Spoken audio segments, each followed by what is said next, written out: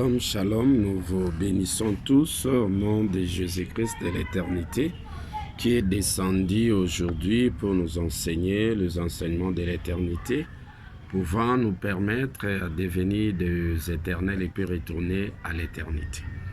Aujourd'hui, l'Éternel enseigne au travers de Christ les enseignements de l'éternité. C'est l'Éternel Christ, de la manière que l'Éternel a enseigné au travers de Dieu. Nous allons parler de Jean chapitre, puisque nous avons parlé les noms de l'Éternel. Les noms de l'Éternel est un parfum. Jésus avait, dans Jean 12, versets 27 à 28, il avait demandé à son Père, « Père, glorifie ton Fils, pour que ton Fils aussi te glorifie. » L'Éternel répond, « Je l'ai glorifié, glorifie ton nom. » Et l'Éternel répond, « Je l'ai glorifié et je le glorifierai encore. » L'Éternel a glorifié son nom deux fois. La première fois, c'était le règne de la première venue, les 1000 ans. L'Éternel était venu au travers de Christ pour glorifier son nom. Mais avant la proclamation du nom de l'Éternel là, et nous allons lire dans Jean chapitre 2, verset 5, vous descendez. C'est le premier miracle de Jésus aux noces de Cana.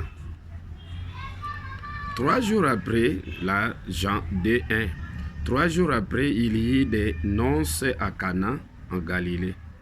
La mère de Jésus était là. Et Jésus fut aussi invité aux noces avec ses disciples. Les vins ayant manqué, la mère de Jésus lui dit, « Ils n'ont plus de vin. » Jésus lui répondit, « Femme, qu'y a-t-il entre moi et toi? Mon heure n'est pas encore venue. » Ça dit que, oui, nous allons revenir. Le temps de la proclamation de l'enseignement de Jésus-Christ de la première venue n'était pas encore arrivé. C'était le moment où on proclamait les enseignements d'annonce du messager du 7e âge. La mère de Jésus ici, c'est le messager du 7e âge. C'est le 7e messager qui a enfanté Jésus au travers des annonces. Lorsque Jésus vint de la Galilée vers Jean-Baptiste pour se faire baptiser. Mais en ce moment-là, Jean-Baptiste était sa mère. Mais son père, c'était l'Éternel au travers de Jean-Baptiste enfantant Jésus. Dans la pensée spirituelle, bien sûr.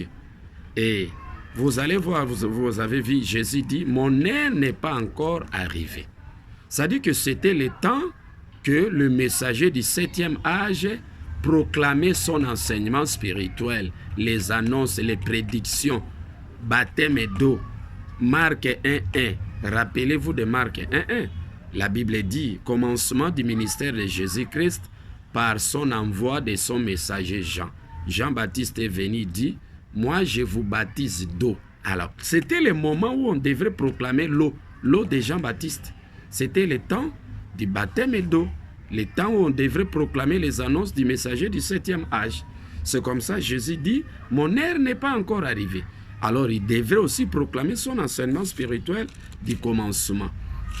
Alors, sa mère dit au serviteur, faites ce qu'il vous dira. Ça, c'est le messager du 7e âge qui recommande aux disciples qui entourent Jésus, les apôtres. Or, il y avait là 6 vases de pierre destinés aux purifications des Juifs et contenant chacun d'eux ou 3 mesures. Jésus leur dit, remplissez d'eau ces vases. Et il les remplit jusqu'au bord. Puisez maintenant, leur dit-il, et portez-en à l'ordonnateur du repas. Et ils en apportèrent. Quand l'ordonnateur du repas y goûtait l'eau changée en vin, ne sachant d'où venait ce vin, tandis que les serviteurs qui avaient vu cela les savaient très bien. Alors, il s'est dit, tu as gardé du bon, du bon vin jusqu'à maintenant. Nous allons continuer. Vous voyez ici, Jésus-Christ avait dit, mon heure n'est pas encore arrivée. Mais il dit, remplissez ces vases d'eau. Remplissez ces vases d'eau. Et il les remplit. Avant la proclamation de son enseignement, les disciples devraient d'abord être accomplis par les baptêmes d'eau, par l'enseignement de Jean-Baptiste. L'enseignement de Jean-Baptiste est très important. Les prédictions des prophètes sont très importantes. Vous ne devez pas, ceux qui ont négligé les baptêmes de Jean-Baptiste ont rendu nul à leur égard les plans de l'éternité, de l'éternel. Donc, sans les Écritures, vous n'aurez pas la révélation. Révélation sans Écriture n'a pas de sens. Et puis, Écriture sans révélation aussi n'a pas de vie. Il nous faut l'Écriture, il nous faut aussi la révélation. Et pourtant, la révélation ne provient que des Écritures. C'est comme ça que vous voyez, on parle de baptême d'eau. Remplissez ces vases. Les vases, ce sont des disciples. On devait d'abord enseigner les prédictions du messager du 7e âge et que les disciples puissent d'abord être accomplis par les annonces du messager du 7e âge, et alors ils pouvaient bénéficier de l'enseignement spirituel de Christ après. C'est comme ça, Jésus-Christ dit, remplissez ces vases d'eau, remplissez ces vases d'eau. C'est comme ça que nous vous invitons à amasser. Avant la proclamation de l'enseignement spirituel du commencement, c'était d'abord le baptême de Jean-Baptiste, c'était l'enseignement de l'annonce de Jean-Baptiste, c'était Malachie chapitre 3.